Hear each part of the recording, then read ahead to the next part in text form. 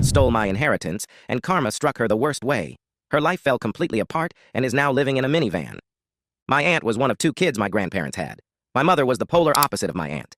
She worked from the age of 12 in my grandfather's shop, never asked for anything, and eventually managed to start her own business. My aunt never held down a job till the age of 26, was constantly stealing from her parents, and was constantly in trouble. Despite this, my aunt was spoiled by my grandmother, and so were her kids. She had 3 kids from 3 different men, and her first husband was not one of them, if you know what I mean. Didn't matter what my aunt or her kids did, my grandmother would always jump to their defense. She never had time for my mum and her kids, unless it was to get something from us. The only reason my mum would visit her was because she loved my grandfather.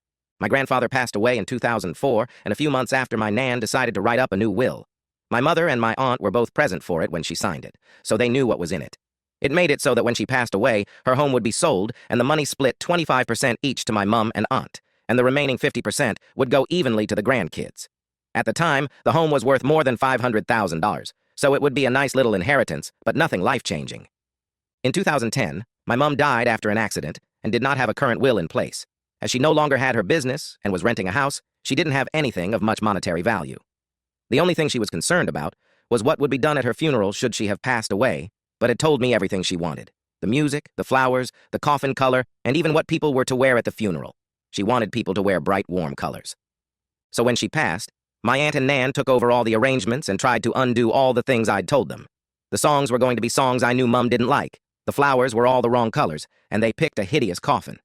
With the help of my siblings, we were able to change a few of the things back to what they were supposed to be. But the coffin couldn't be changed for some reason, and my nan refused to let people come dressed as clowns, so it was all black. It was frustrating. After the funeral, my grandma had her will changed. My siblings and I were told by our aunt that she didn't have any involvement with the writing of the will, and our nan told us that she changed it so that Mum's share would go to her kids instead. All good, we thought. After Mum passed away, my nan just stopped talking about my mum. At first, we thought it was because she was still recovering from losing her daughter, but even 5 years after Mum passed, she still wouldn't talk about her. Even if you brought up a story about Mum, Nan would very obviously try and change the subject, usually about how hard my aunt and her shitty kids had it. And if you went to talk to her about your own problems, she would somehow bring it back to my aunt. I had suffered a mental breakdown after my mum's death, so you can imagine how much it hurt to hear, well, X has had it so much worse. In 2016, my nan passed away. She had written down what she wanted to be done for her funeral, and it was basically all the same things she had picked out for my mum's funeral, even the music to be played. I don't know why she tried to have a dress rehearsal funeral using my mum as the stand-in, but it was obvious that's what she was trying to do. So after a couple of months, our siblings and I were waiting to hear about the will reading, and my aunt kept telling me, oh, it'll be another month before we can do the reading. I didn't mind. I wasn't fussed about the money, to be honest. But my oldest brother was hoping to use the money to pay for a honeymoon for him and his then-fiancée. And my younger brother was about to start uni, so it would be a hell of a help. Eventually, my dad bumped into the solicitor my grandmother had used to deal with her will and asked what was happening. The solicitor let slip that the will had already been read and that it left everything to my aunt. When my dad questioned this, the solicitor told him that my aunt had been present when the will was written, despite promising that she had nothing to do with it. When confronted, my aunt initially tried to deny but eventually admitted to lying to all of us. She showed us the will, and it confirmed what we already knew. The house and all its contents were now my aunt's. This included my granddad's war medals. He fought in the Second World War. When I told her that he had promised them to me before he died, she said, well, unless you have it in writing, you will have nothing in this house. Anyway, I already gave them to Clive. My heart sank. Clive, not his real name, Ovs, was her eldest son, and the dictionary definition of a fuck-up. He'd been in and out of prison for stealing and dealing drugs. I knew that the moment that prick had got his hands on my granddad's medals, they would have been sold off. We looked into taking her to court over the will, but everyone we spoke to said that we probably wouldn't get anything out of it. She immediately put the house up for sale at close to $750,000. She had pissed off too many people in our town, so she was going to sell the house and move closer to her daughter, who lives in a big city. An offer was made on the house, and she put down a deposit on a house near the big city. And I thought that was that. Here's where karma comes into play. The people who wanted my nan's house had a survey done on the house to see if there were issues, and oh boy was there. Turns out that the land the house was built on was way too soft for the type of house it was, and it was sinking. It has sunk about 2 cm in the 40-plus years my nan and granddad had lived there, but the sinking was accelerating to 1 cm per year. This meant that within the next 3 years, the house would need some serious work, or be knocked down. The new value of the house? $60,000. The buyers immediately pulled out, having not even put down a deposit. She couldn't buy her new house, but still had to pay the deposit on it. And while this was happening, she let Clive move in with her into the house that she rented from the council. He wasn't allowed to live in any of the council houses because he had trashed every single one he'd ever been given. Someone reported this, and she was kicked out of her home. She was forced to move into my nan's old home as she couldn't live anywhere else. So there she is, living in a crumbling house with her shithead son and her partner. She was stuck there for 2 years. Every time I saw her, she would try and start talking to me, and I would just ignore her and walk off. One time as I was walking away, she screamed, "Your mother deserved to die for having a dumb ass like you," in the middle of a busy street. Someone reported her to the police, and she had an official warning from them and was ridiculed on Facebook. Every time I saw her after that, she looked more and more miserable. Eventually, she sold the house for something like $85,000 and moved in with her daughter in the big city. I lost contact with her and her kids after this. I thought karma had been issued. Oh, but karma still wasn't done with her. I bumped into one of her former friends, and she told me what happened after she left our town. She moved into her daughter's home, let's call her Sue, but they only had a 3-bedroom house and 3 kids. My aunt and her partner had to live in the smallest room in the house, while my aunt looked for a job and a home to rent. Even with $85,000, she couldn't afford a home anywhere. After about a month, my aunt's partner ran off after emptying her account. She was left stranded in Sue's house, not contributing anything because all the money she makes goes into bingo. Eventually, Sue and my aunt got into a screaming match, and my aunt said something along the lines of, "I should have aborted you." Sue immediately kicked her out of her house. So again, there's my aunt, in a city where she knows nobody, no money, no home, and the last bridge, she had a smoldering wreck. The last anyone had heard, she was living in a caravan in the roughest part of the city, and she could no longer work because she was suffering from early-onset arthritis and could no longer move her hands. I know I shouldn't get joy out of something like this happening to another person, but does bring me some peace as to what happened. Update. Hello all. Around a year ago, I told all of you about my aunt stealing my and my siblings' inheritance, and I thought I'd make a quick update. But I wanted to answer and correct a few things. 1.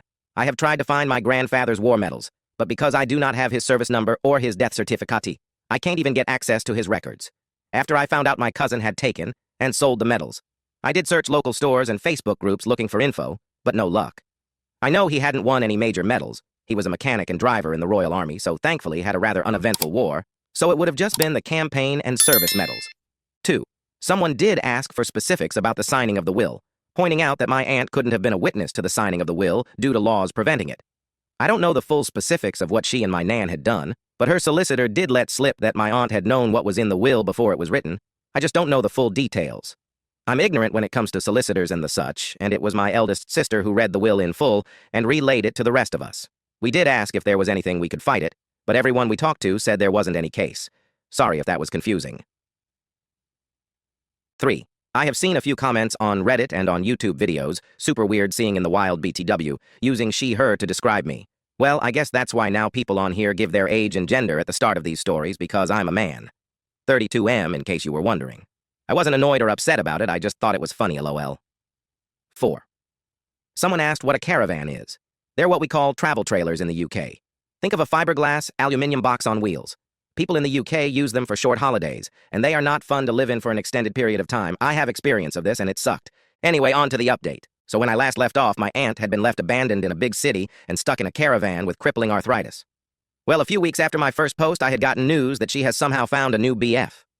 How, I don't know, because my aunt had the look and build of an obese pug, and that was when she was in her 30s. So what she looks like now in her mid-60s doesn't bear thinking about.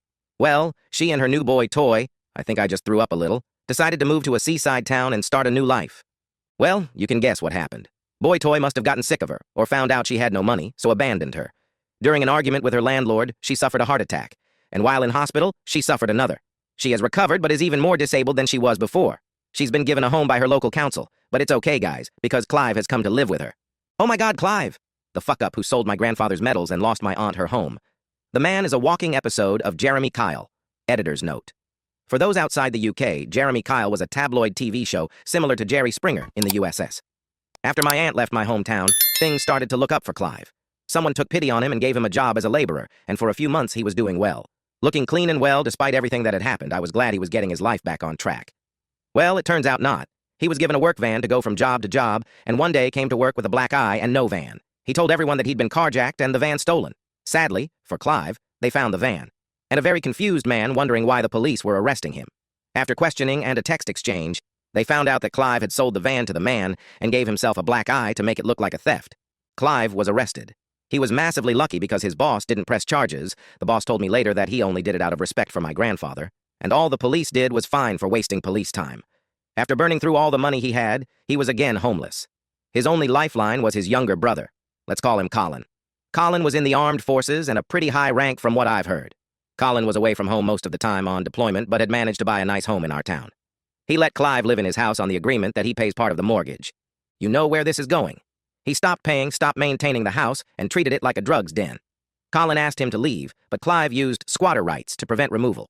Because Colin was overseas, he couldn't come back and sort it out and kick him out in person, and had no one in the area to wait for Clive to leave and change the locks behind him. So Clive lived in the house for 6 months. That was until a pissed-off father broke in and beat the shit out of Clive. You see, the father had found out that Clive, who is 41 BTW, had been sexting and selling weed to a 13-year-old girl. After that, Clive abandoned the house and ran off to Mummy. From what I've heard, Colin had stripped the house and is selling it to move closer to his base. We found most of this out from my aunt's daughter, Sue, the one who kicked my aunt out. You see, my brother was on holiday in Turkey, and just so happened to be in the hotel room next to Sue. She was very apologetic to my brother and thought we might like to know what had happened. She seems to have a nice life and family and no longer lives in the house she shared with her mum. I am generally happy for her, although I don't think I will try to mend our relationship. Sue had said some spiteful things to me in particular and had never reached out to apologize. I might still feel a little bit bitter for that. As for my aunt, I don't know how to feel. I do hope she gets better and grows enough of a spine to kick Clive out, as it will only lead her to more trouble. In some ways, I do wish I could rebuild a relationship with her. She is the last living link to my grandfather and grandmother, as well as my mother's only living sibling. But I know I could never trust her, never not see that face and the spitefulness that she had for me and my family. She chose money, or what she thought was money, over us, and I don't think I can forgive that. But I'm not going to go out of my way to do her more harm. I'm just happy that I am in a better place now.